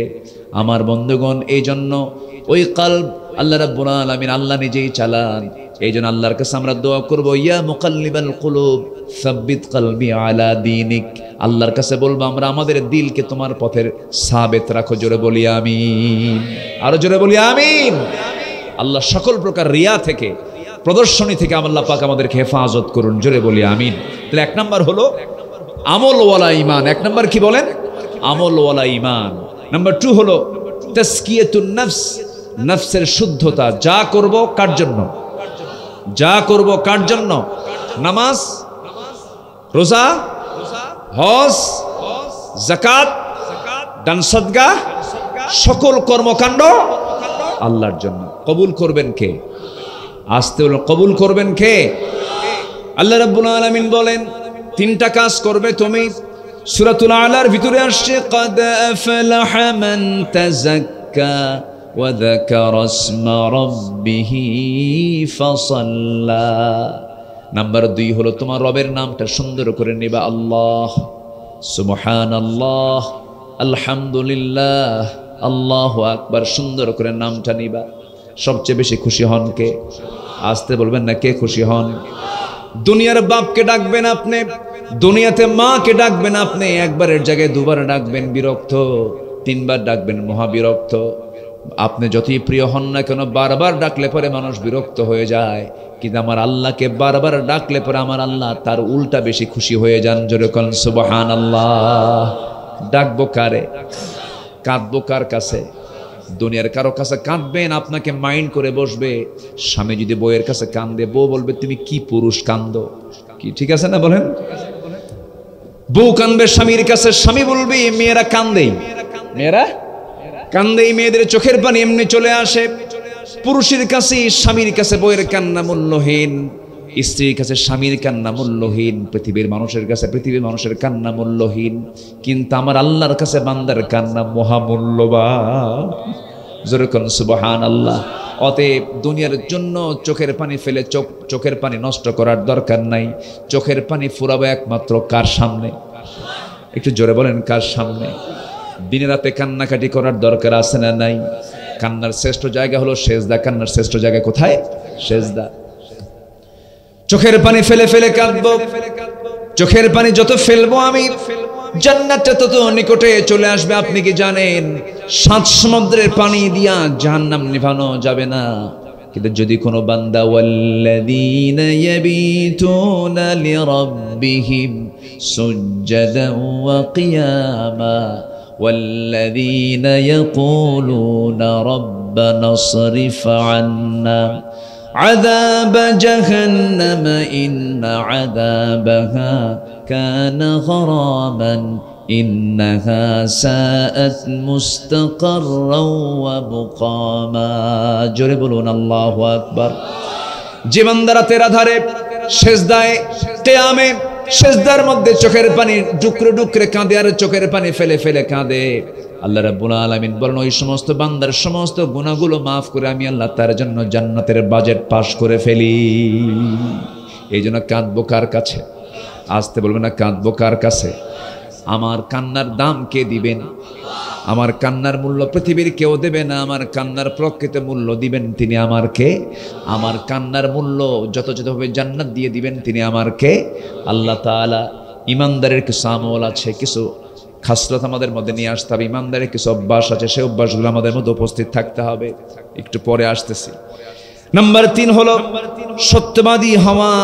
আল্লাহ রাব্বুল আলামিন সুন্দর করে বলছেন যারা সত্যবাদী হবে তারা সফল হবে। আল্লাহ রাব্বুল আলামিন, আমি যেখান থেকে যে আয়াতগুলো বলতেছি সেখানে ফালাহ শব্দ পাবেন, আফলাহ শব্দ পাবেন, ফাউজুন শব্দ পাবেন, মুফলিহুন শব্দ পাবেন। আমার বন্ধুগণ, নাম্বার 4 হলো তাকওয়া অর্জন যারা করবে তারা সফল হবে। আল্লাহ রাব্বুল আলামিন বলেন ওয়ামান ইউতিইল্লাহা ওয়া রাসূলাহু ফাকাদ ফাযা ফাওজান আযীমা। আরেক জায়গায় সূরা নূরের 52 নম্বর আয়াতে আল্লাহ রাব্বুল আলামিন বলেন মান ইউতিইল্লাহা ওয়া রাসূলাহু ওয়া ইয়াখশাল্লাহ ওয়া ইয়াত্তাকিহি ফাউলাইকা হুমুল ফাইজুন। জোরে বলুন আল্লাহু আকবার। সব আয়াতে ফাইজুন আছে না নাই? মুফলিহুন আছে না নাই? একটু মিলায় নেবেন, সব আমার আল্লাহ বলে দিয়েছেন। তাকওয়া কাকে বলে? তাকওয়া মানে হলো বেঁচে থাকা, সকল হারাম থেকে নিজেকে গুটিয়ে রাখার নাম হলো তাকওয়া। হারাম কাজগুলোকে বাদ দেওয়ার নাম হলো তাকওয়া। আমার বন্ধুগণ, তাকওয়া কাকে বলে? সাইয়েদনা ওমর ফারুকের একটা ছোট্ট ইতিহাস আমার মনে পড়ে গেল। ওমর ফারুকের নাম সবাই শুনছেন তো? কয় নাম্বার খলিফা? অনেক রাত হয়ে যাচ্ছে মনে হয় না, শেষ করলে ভালো হয় নাকি? হ্যাঁ, কারো কোনো কষ্ট নাই তো? কতক্ষণ শুনবেন আপনারা? সারা রাত জানাজা সহ? কি বলে এটা? একটু বসেন। মাশাআল্লাহ, আপনাদের এই আগ্রহটা আলহামদুলিল্লাহ, আল্লাহ কবুল করুন। জোরে বলি আমিন। জি, তাহলে ওমর ফারুকের নাম সবাই শুনেছি। উনি কয় নাম্বার খলিফা বলেন? 2 নাম্বার। 1 নাম্বার কে? সাইয়েদনা আবু বকর রাদিয়াল্লাহু তাআলা আনহু। তার ছিল হলো দৃঢ়তা। আবু বকরের দৃঢ়তা ছিলেন এবং শান্ত ছিলেন। আর ওমর ফারুকের ছিল হলো কি? হ্যাঁ, রাগী। আচ্ছা, দেখেন রাগটা দেখতে। ওমর ফারুকের ছিল হলো কি জানেন? চূড়ান্ত সাহস। কি ছিল? চূড়ান্ত সাহস। রাগ ছিল ইসলামের পক্ষে। আল্লাহু আকবার বলে। আবু বকরের দৃঢ়তা আর ওমর ফারুকের হচ্ছে অসীম সাহস। বিশাল সাহসী ছিলেন তিনি। সাহসের পাহাড় ছিলেন, পিরামিড ছিলেন। সাইয়েদনা ওসমানের ছিল হলো ধৈর্য। কি ছিল বলেন? ধৈর্য। আর সাইয়েদনা আলীর ছিল হলো বীরত্ব। কি ছিল? বীরত্ব। আমাদের তাহলে এই গুণগুলো নেওয়ার জন্য কি আর অন্য কোনো নেতা ধরার দরকার আছে? আস্তে কাজ, অন্য কোনো নেতা ধরার দরকার আছে বলেন? এরা না থাকতেই তো আমাদের আর দরকার নাই। এই নতুন করে নেতাগুলো বানানোর কি দরকার? এমন নেতা বানালো 6 আগস্টের দিনে ওই নেতার একটা মাথাও নাই দেশে। কি মাথা ছিল? সব মাথা ভেঙ্গা চিৎ করে রাখছে। ডক্টর ইউনূসকে প্রশ্ন করা হলো এইরকম মূর্তিগুলো কেন ভাঙ্গা হচ্ছে? উনি জবাব দিলেন, যেই প্রশ্ন আমাকে করেন কেন, মূর্তি যার ভাঙ্গা হয়েছে তার বেটিরে জিজ্ঞাসা করেন। কি কথা বুঝতেছেন না আপনারা? ডক্টর ইউনূস যদিও তিনি ইসলামী ব্যক্তিত্ব নন, তিনি ইসলামিক কোন স্কলার নন, ভুল থাকতেই পারে, কিন্তু এতদিন যারা ক্ষমতায় ছিল, 54 বছর যারা ক্ষমতায় ছিল, তারা কি ইসলামী ব্যক্তিত্ব ছিল?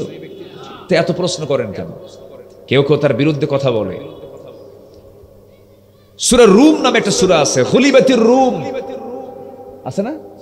গুলিবাতির রুম, রোমকদের বিজয় হবে আল্লাহ পাক বললেন। কিন্তু কুরাইশরা ছিল হলো পারসিকদের পক্ষে।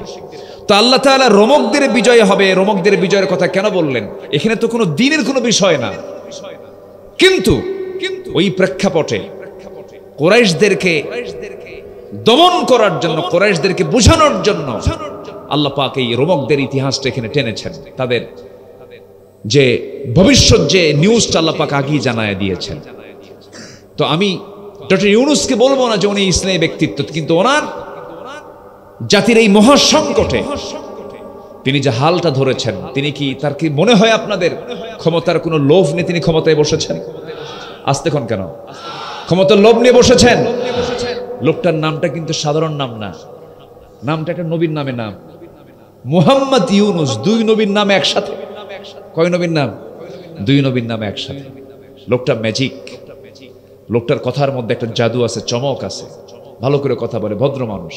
আমাদের দেশের রাজনীতির ভাষা দেখেন না, একদম রাস্তার ভাষার মতো, মুখে যা আসে তাই বলে। এই লোকটার ভাষার মধ্যে কিন্তু একটা মার্জিত ভাব আছে। এত গালিগালাজ পারছে, পদ্মা সেতুতে টুক করে ফেলে দেবে, আরেকজনকে সুবনি খাওয়াবে, এরকম কিছু কি তার মুখের মধ্যে পাইছেন আপনারা? ভদ্র মানুষ। এখন মাত্র তিনি ক্ষমতায় আসছেন। আমি আমার জীবনে রমজান মাসে পেঁয়াজের দাম কোনোদিন আমি 25 টাকা 30 টাকা পাই নাই, যেটা রমজান মাসে আপনারা পেয়েছেন এবছর। পান নাই? ভারত থেকে কোনো পেঁয়াজ আসছে? আসে নাই। সম্মানিত ভাইয়েরা, মানুষ যখন বিপদে পড়ে, সেই বিপদে কোন দোয়া পড়ে বলেন? কোন দোয়া বলেন? আমার দেশের যে বিশাল ক্রাইসিস, ওই ক্রাইসিস আসছিল কে? কে আসছে বলেন? রাগ করলেন মনে হয়। উনি একজন অর্থনীতিবিদ, ওনাকে বলা হয় সুদখোর। কিছু হইলেই ওই গ্রুপটা সুদখোর তাকে বলে। আপনি কি সুদের বাইরে? এদেশের অর্থনীতির মূল টাকাই তো সুদ ভিত্তিক। তুমি যদি ইসলামকে কায়েম করতে, ইসলাম দিন কায়েমের যদি একজন কর্মী হয়ে যদি বলতে, এটা তোমার জন্য মানানসই হতো, তুমি সুদের উপরে দাঁড়িয়ে তুমি সুদখোর বলে গালি দাও কেমন? মানে নিজে চোর, তুই তো মহাচোর। ও নিজেও কি চোর। সম্মানিত ভাইয়েরা, এগিয়ে যাচ্ছে বাংলাদেশ। আমরা সব দেখে শেষ করেছি। আমরা একটাবার আমরা দেখতে চাই, কোরআনের বাংলাদেশ দেখতে চাই। সবাইকে দেখতে চান? সব দেখে শেষ করেছি আমরা। কেউ 9 বছর, কেউ 16 বছর, কেউ 25 বছর, সব শেষ করছি আমরা আগামীবার দেখতে চাই, আগামীতে দেখতে চাই এই দেশের সবুজ ভূখণ্ডে কোরআনের আইন প্রতিষ্ঠা পেয়েছে। সবাইকে চান আপনারা? সবাইকে চান? চান কারা কারা? হাত উঁচু করে দেখান মুসলমান।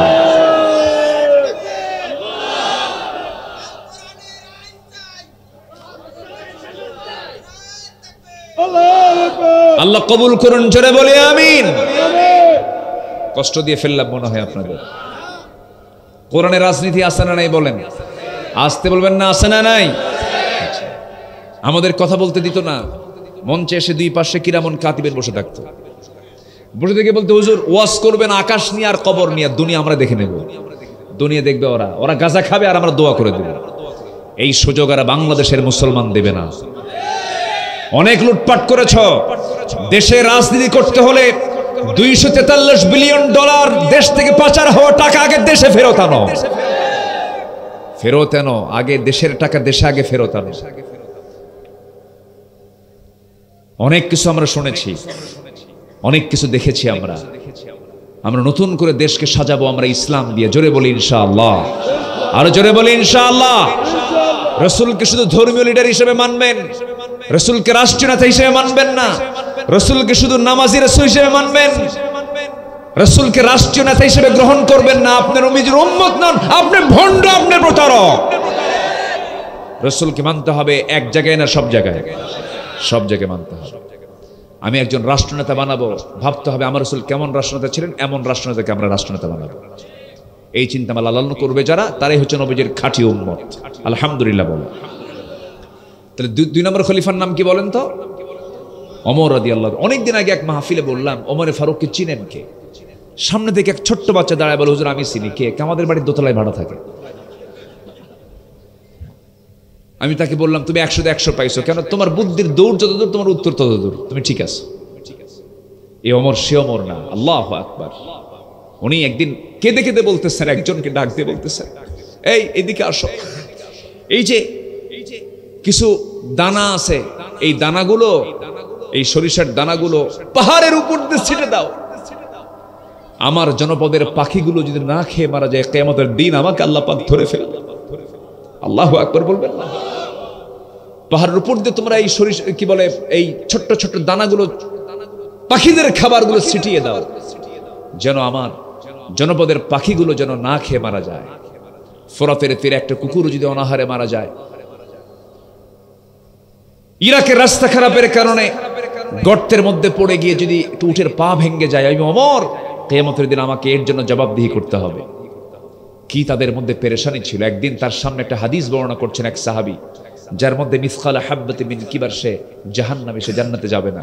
মানে হাউমাউ করে কান্না শুরু করে দিলেন। খালি গায়ে মাটিতে পড়ে গেলেন, গোটা শরীরটা মাটি দিয়া লেপটায় ফেললেন। এরপরে বলো হলো, ওমরে ফারুক কেমন পাগলামি করছেন কেন? তিনি বলছেন, ওমর অহংকারী হয়ে গেছে, ওমর শাসক হয়ে গেছে। ওমরের মেজাজকে, ওমরের অহংকারকে মাটির সঙ্গে মিশিয়ে দেওয়ার জন্য ওমর মাটির সঙ্গে নিজের গা লাগায় নিচ্ছে। এরপরে তিনি কেঁদে কেঁদে বলছেন, আল্লাহ, আমার কাছে মনে হয় যত বান্দা তুমি দুনিয়াতে পাঠাইছো, প্রত্যেক বান্দাকে তুমি যদি জান্নাত দিয়ে যদি একজন বান্দাকে জাহান্নাম দিয়ে দাও, আমার মন বলে সে একজন জাহান্নামী বান্দা আমি ওমর ছাড়া কেউ না। এটার নাম হলো তাকওয়া। এটার নাম কি? তাকওয়া। তিনি একদিন বসে আছেন, একজন ব্যক্তি এসে এক বোতল মধু দিয়ে গেল। সেই মধুর বোতলটা তিনি হাতের মধ্যে নিলেন। হাতের মধ্যে নিয়ে মধুর বোতলটা করলেন কি, স্ত্রীর হাতে দিয়ে বলছেন, স্ত্রী আমার 5টা ভাগ করো, আমরা একটা অংশ নেব, বাকি 4টা অংশ প্রতিবেশীর মাঝে ভাগ করে দিবা। কয়েক মিনিট যেতে না যেতে আস্তে করে বউকে বলছে, বউ রাগ করো না, আমি তোমাকে ভাগ করতে দেব না, আমাকে বোতলটা ফেরত দিয়ে দাও। বলেন তো কোন স্বামী যদি তার বউয়ের সঙ্গে এমন আচরণ করে কেসাল লাগবে? আস্তে কয়। সবার ভাবসাব দেখে মনে হচ্ছে সবার বাড়ির বউগুলো সব রাবেয়া বসরি। লাগবে কি? লাগবে, লাগা স্বাভাবিক। সাইয়েদনা ওমর ফারুক যখন এই কথা বললেন, স্ত্রীর মনটা খারাপ হয়ে গেল, কিচ্ছু বললেন না। আস্তে করে তিনি বোতলটা নিয়ে আসলেন। বোতল নিয়ে এসে আরেক প্রতিবেশীর সামনে এসে বলছেন, শোনো আমার প্রতিবেশী, এই যে বোতলটা দিয়ে গেলাম, সমান 5 ভাগে ভাগ তুমি করবে মধুগুলো, আমাকে 1 ভাগ দেবে। 1 ভাগ তিনি নিলেন। স্ত্রীর সামনে গিয়ে বলছেন, স্ত্রী আমার, আমি তোমাকে দারুণ মহব্বত করি, আমি তোমাকে বিশ্বাস করি, আমি রাষ্ট্র চালাই, তুমি আমার পরিবার চালাও। তুমি যদি পরিবার না চালাতে আমি রাষ্ট্র কাজ করতে পারতাম না।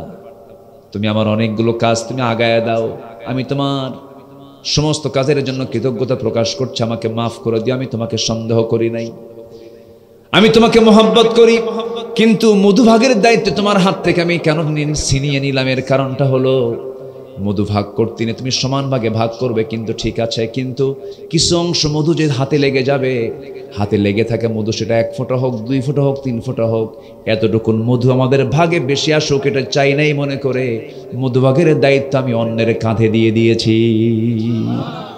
এটার নাম কি?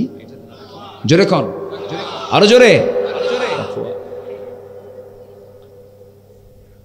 জমিতে আপনি ধান লাগাতে গেলেন, কোদাল নিয়ে আপনি আইলের কাছে চলে গেলেন, দেখবেন কিছু কিছু চাষি আছে আইলের কাছে গেলে পরে কোদালের মাথা খারাপ। কিসের মাথা খারাপ? কোদালের। কার মাথা খারাপ হয়? কোদালওয়ালার। কোদালওয়ালার। কোদাল মারতে মারতে জমির আইল চিকন করতে করতে এমন চিকন করে ফেলে, হাঁটার মতো কোনো কায়দা নাই, শুধু যুদ্ধ চলে। কোথায় কোথায় যুদ্ধ চলে? ওদিক থেকে ওই যুদ্ধ চলে, ওদিক থেকে ওই যুদ্ধ চলে, দুজন যুদ্ধ করতে করতে এমন চিকন বানা ফেলে, পুল সিরাত ফেল, আইল খুঁজি পাওয়া যায়। এগুলোর নাম তাকওয়া নয়। ওমর ফারুক রাদিয়াল্লাহু তাআলা আনহু তিনি ঘোড়া কিনতে গেছেন। সেই সময় ঘোড়া ছিল প্রয়োজনীয় জিনিস। এখন যেমন মানুষ হোন্ডা কিনতে যায়, সাইকেল কিনতে যায়, সেই সময় মানুষ কি কিনতে যেত? ঘোড়া কিনতে যেত। ঘোড়া কিনতে গেছেন, ঘোড়াওয়ালার সঙ্গে দাম দর সব ঠিকঠাক হয়ে গেছে। ঘোড়াটা তিনি হাতে নিয়েছেন, লাগাম তিনি হাতে নিয়েছেন, টাকাটা বুঝাইয়া দিয়েছেন। ঘোড়ার পিঠে চড়ে বাড়ি পর্যন্ত আসতে নিয়ে মাঝপথে ঘোড়ার চারটা পা অকেজ হয়ে পড়ে গেছে। অকেজ ঘোড়া নিয়ে ঘোড়া বিক্রেতার সামনে দাঁড়িয়ে চক্ষু লাল বানায় বলছেন, ফাইজলামি করো, আমার অসুস্থ ঘোড়া দিছো, কোনো ঘোড়া নেব না, টাকা দাও। ঘোড়াওয়ালা বলছে, আমিরুল মুমিনিন, আমি আপনাকে সুস্থ ঘোড়া দিয়েছি, কেন আমি নেব না, টাকা ফেরত দাও, ঘোড়া নিয়ে নাও। কেন আমি দেব না, না আমি ঘোড়া নেব না।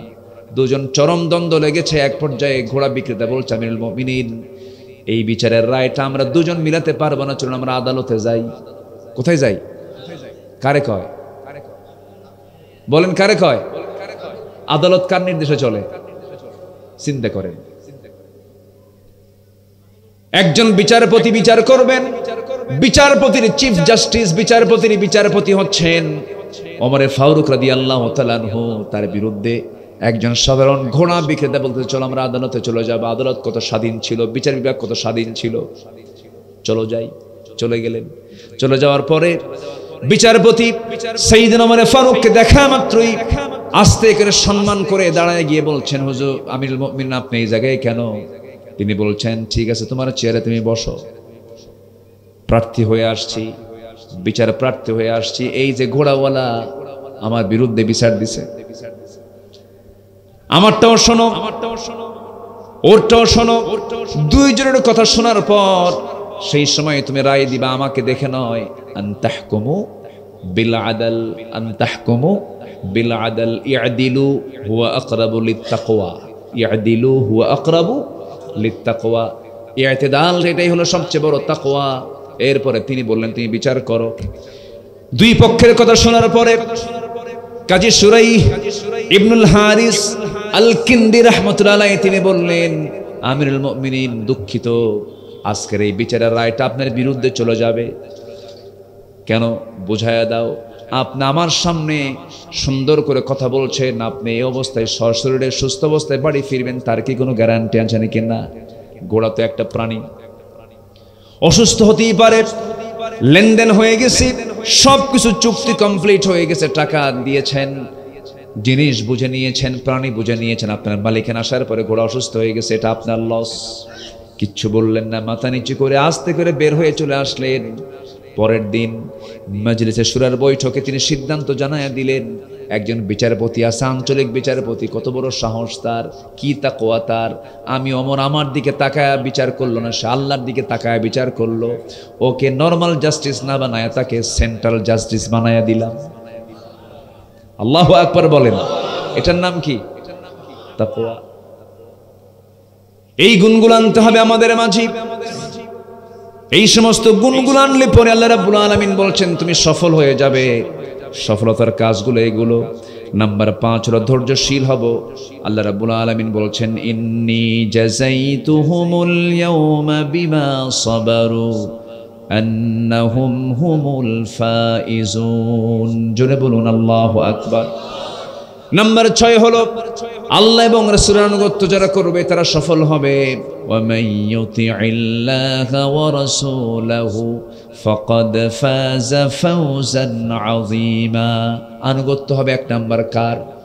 নাম্বার 2 হচ্ছে মুহাম্মদ সাল্লাল্লাহু আলাইহি ওয়াসাল্লামের। এক জায়গায় না সব জায়গায়?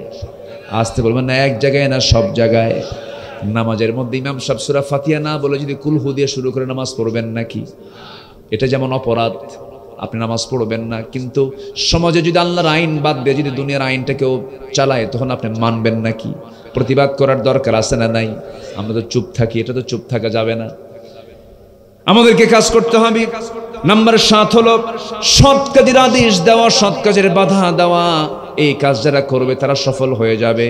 ওয়ালতাকুম মিনকুম উম্মাতুন ইয়াদউনা ইলাল খায়রি ওয়া ইয়া'মুরুনা বিল মা'রুফি ওয়া ইয়ানহাউনা আনিল মুনকার ওয়া উলাইকা হুমুল ফাইজুন। জোরে বলুন আল্লাহু আকবার।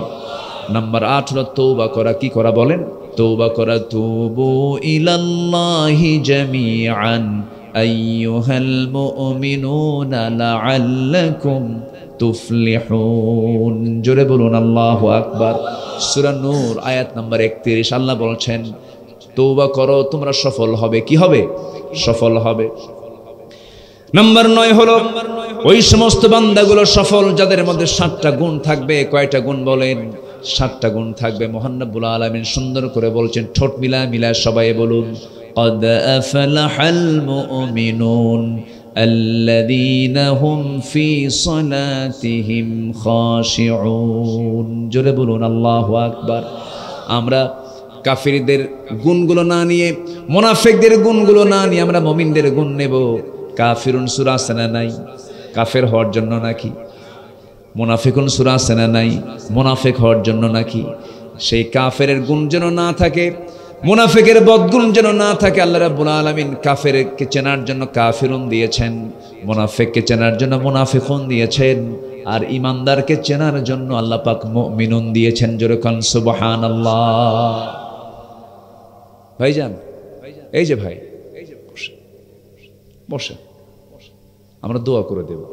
আর না উঠি, একটু বসেন। আমরা অনেক কষ্ট হচ্ছে আপনাদের, আমি জানি।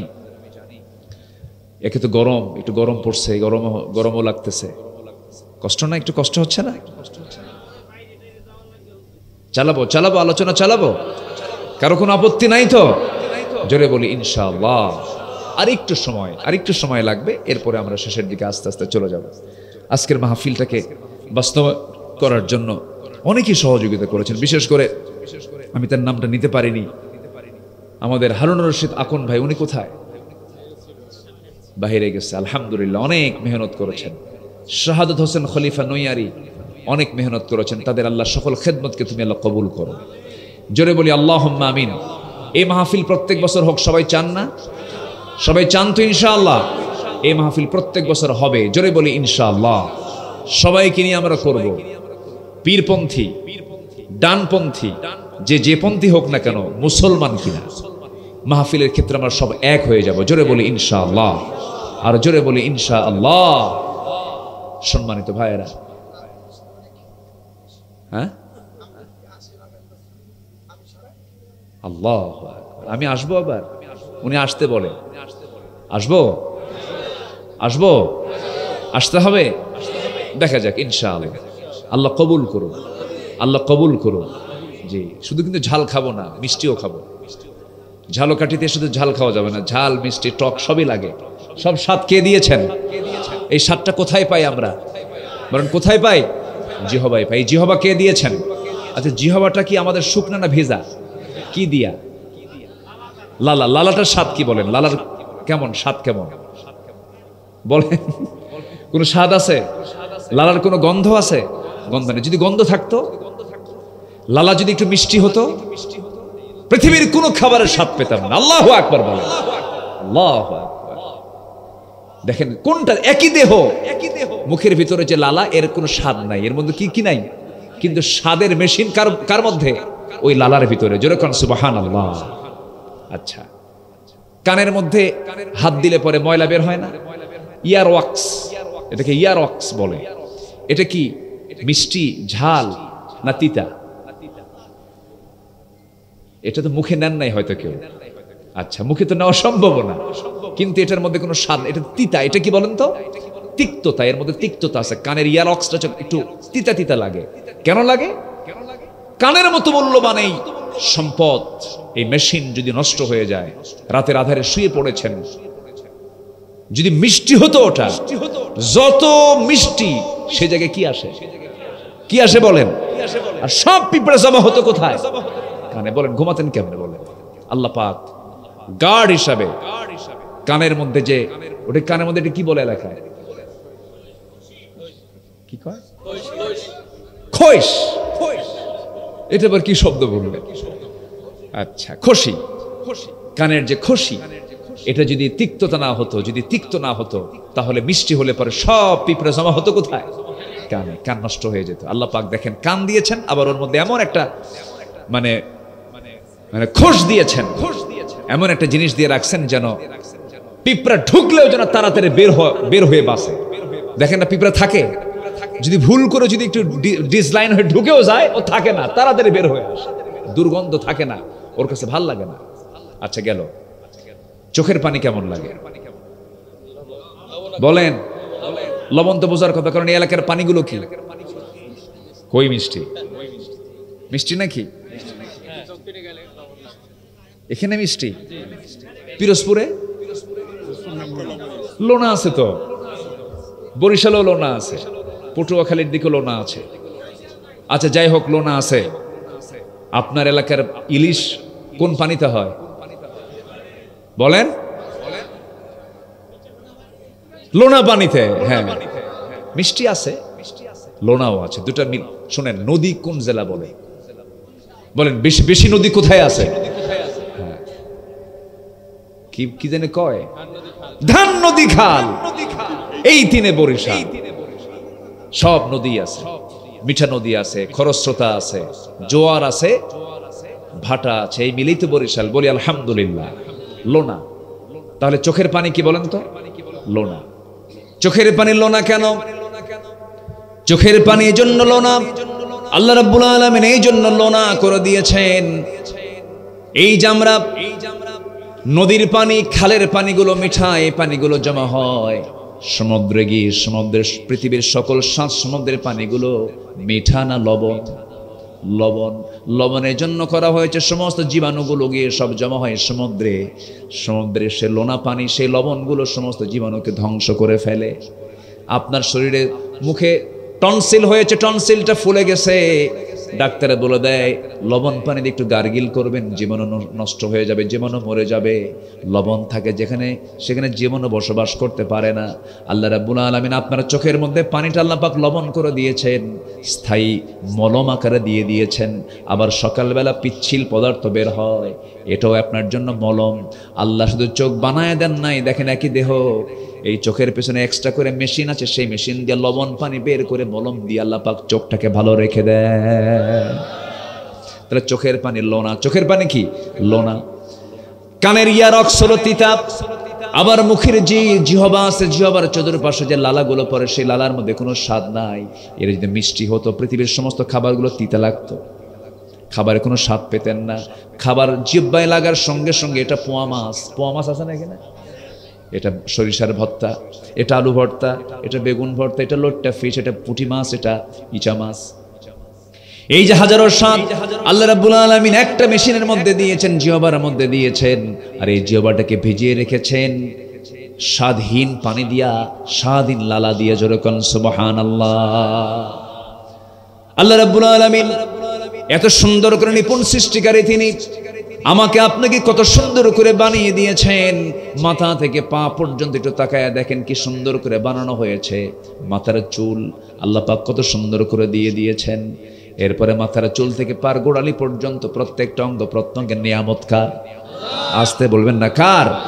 আল্লাহর হাতের জায়গায় হাত দিয়েছেন, কানের জায়গায় কান দিয়েছেন, নাকের জায়গায় নাক দিয়েছেন, মুখের জায়গায় মুখ দিয়েছেন, কপালের জায়গায় কপাল দিয়েছেন। যে জায়গায় চুল দরকার সেখানে চুল দিয়েছেন, যেখানে চুল দরকার নেই সেখানে চুল দেন নাই। একই চামড়ার ভিতরে এক একটা চামড়ার এক একটা কাজ। মুখের চামড়ার ঠান্ডার পরিমাণ কম, বুকের চামড়া ঠান্ডার পরিমাণ বেশি। একই চামড়া, বিভিন্ন চামড়া বিভিন্ন রকম আল্লাহ রাব্বুল আলামিন বিভিন্ন ধরন দিয়ে দিয়েছেন। এগুলো সব যিনি করে দিয়েছেন তিনি আমার। জোরে বলুন, চিল্লা বলুন কে?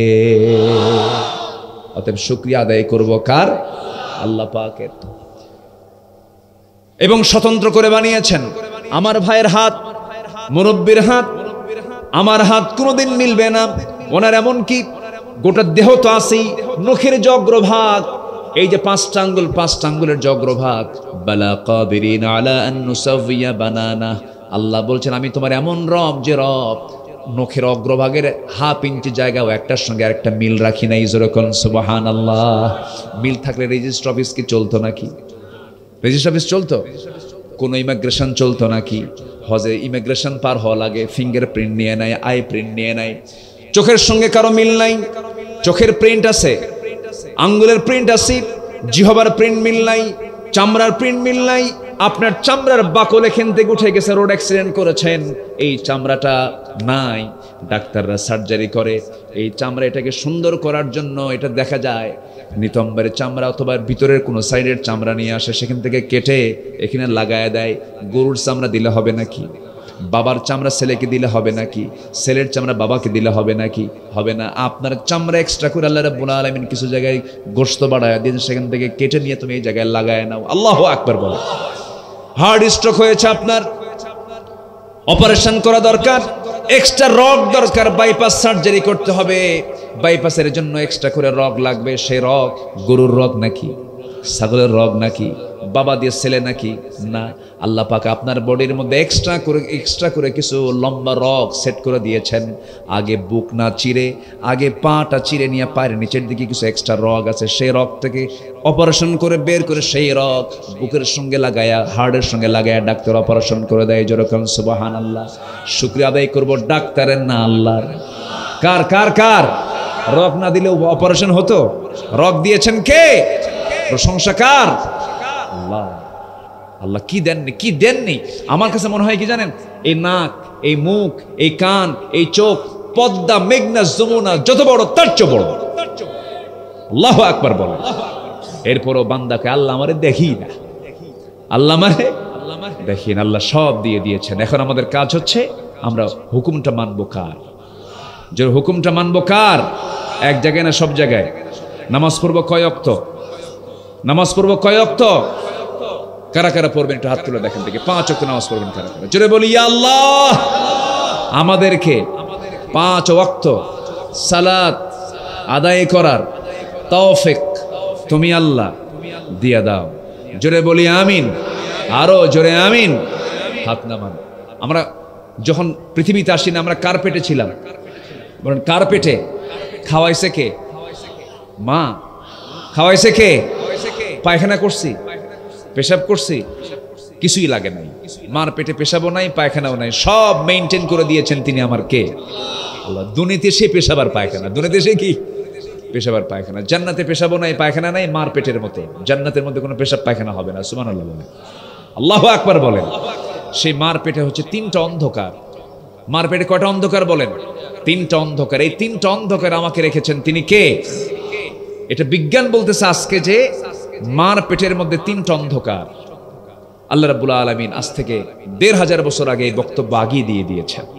আল্লাহ রাব্বুল আলামিন বলেন, ইয়াখলুকুকুম মিন বুতুনি উম্মাহাতিকুম খালকাম মিন বা'দি খালকিন ফি যুলুমাতিন সালাস যালিকুমুল্লাহু রাব্বুকুম লাহুল মুলক লা ইলাহা ইল্লাহু ফাআন্না তুসরাফুন। জোরে বলুন আল্লাহু আকবার।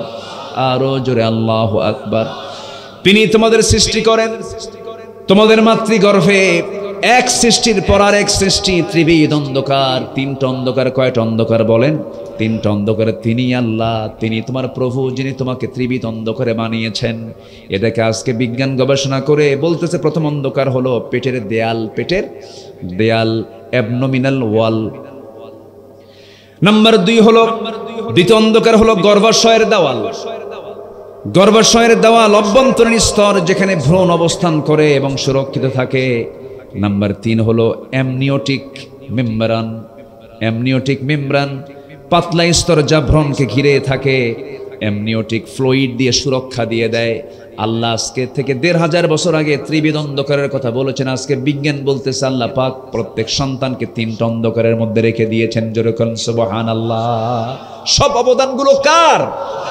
আল্লাহ। অতএব আমরা সব ভুলে যেতে পারি, কিন্তু আল্লাহকে ভোলা যাবে? আজ ভোলা যাবে? নাম্বার 2 হলো মুমিনরা সফল হবে। নাম্বার 2, তার মধ্যে গুণ থাকতে হবে। কথা বেশি না কাজ বেশি? বলেন কথা বেশি না কাজ বেশি? ইমানদার কাজ বেশি করবে না কথা বেশি বলবে? কাজ বেশি করবে। আনিল লাযবি মুআরিদুন, বাজি কোনো কথা আমরা বলবো না। নাম্বার 3 হলো যাকাত নিজে আদায় করে ফেলবো। নাম্বার 4 হলো ফুরুজিহিম হাফিজুন, লজ্জাস্থানের হেফাজত করব আমরা। নাম্বার 5 হলো ওয়াদা যারা ঠিক রাখবে, ওয়াল্লাযীনা হুম লিআমানাতিহিম ওয়া আহদিহিম রাউন, আমানত যারা ঠিক রাখবে। নাম্বার 6 হলো যারা ওয়াদা ঠিক রাখবে। নাম্বার 7 হলো যারা নামাজের যত্নশীল হবে। এই সমস্ত বান্দাকে আমি আল্লাহ জান্নাতুল ফিরদাউসের ওয়ারিস বানায় দেব। যেরকম সুবহানাল্লাহ। আল্লাহ এই সফলতার কাজগুলো সবার জীবনে বাস্তবায়ন করার তৌফিক দান করুন। জোরে বলি আল্লাহুম্মা আমিন। সকল প্রকার হারাম কাজ থেকে আমাদেরকে দূরে রাখুন। সকল নৈতিকতা বিবর্জিত কাজগুলোকে আল্লাহ পাক পরিহার করার তৌফিক দান করুন।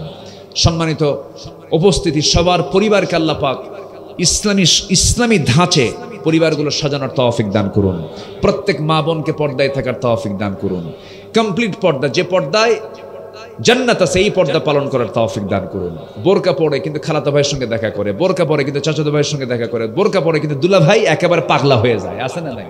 এটার নাম পর্দা? এটার নাম পর্দা নয়। বেড়া ক্ষেত খায়। কি ক্ষেত খায় বলেন? বেড়া ক্ষেত খায়। দুলা ভাই কি বিপদ না নিরাপদ? আসতে কয়, দুলা ভাই বিপদ না নিরাপদ? দেবর বিপদ না নিরাপদ? বিপদ। দেবর আল হাম ওয়াল মাউত, দেবর হচ্ছে মৃত্যু তুল্য। দুলা ভাই এগুলো দেখা করা যাবে না। দুলা ভাই দুষ্ট। শালিকে বলে হুন্ডায় ওঠ। শালি এখন চিন্তা করে হুন্ডায় না উঠলে দুলা ভাই মন খারাপ করবে, হুন্ডায় ওঠে। আবার একটু লজ্জা পায় যে দুলা ভাই মানুষ গায়ের সঙ্গে গা লাগলে কেমন হয়, কিন্তু দুলা ভাই সামনে যে এমন ব্রেক মারে, এক ব্রেকে গ্যাপ পূরণ করে। নাউজুবিল্লাহ বলবেন না। এই সমস্ত পরিবেশ তৈরি করার কোনো সুযোগ দেওয়া যাবে না। এক্ষেত্রে বাপ মারদের অবশ্যই সতর্ক থাকার দরকার আছে না নাই? খালি খালাম্মার বাসায় এসে খালি খালাম্মা আসসালামু আলাইকুম, খালাম্মা আসসালামু আলাইকুম, খালি ঘন ঘন সালাম দেয়। ঘন ঘন সালাম দেওয়ার কারণ কি জানেন? খালাতো বোন একটা আছে, খালাকে খালাকে একটু খেয়াল রাখতে হবে যে এইখানে সালাম ঘন দেওয়ার কারণটা কি। এগুলো মাথায় রেখে আমরা পর্দার পরিবেশ যেন পরিবারের থাকে এই দিকে আমরা খেয়াল করার চেষ্টা করব। জোরে বলি ইনশাআল্লাহ। আল্লাহ কবুল করুন, আল্লাহ বোঝার তৌফিক দান করুন, সবার পরিবারকে কোরআনের রঙে রঙিন হওয়ার তৌফিক দান করুন।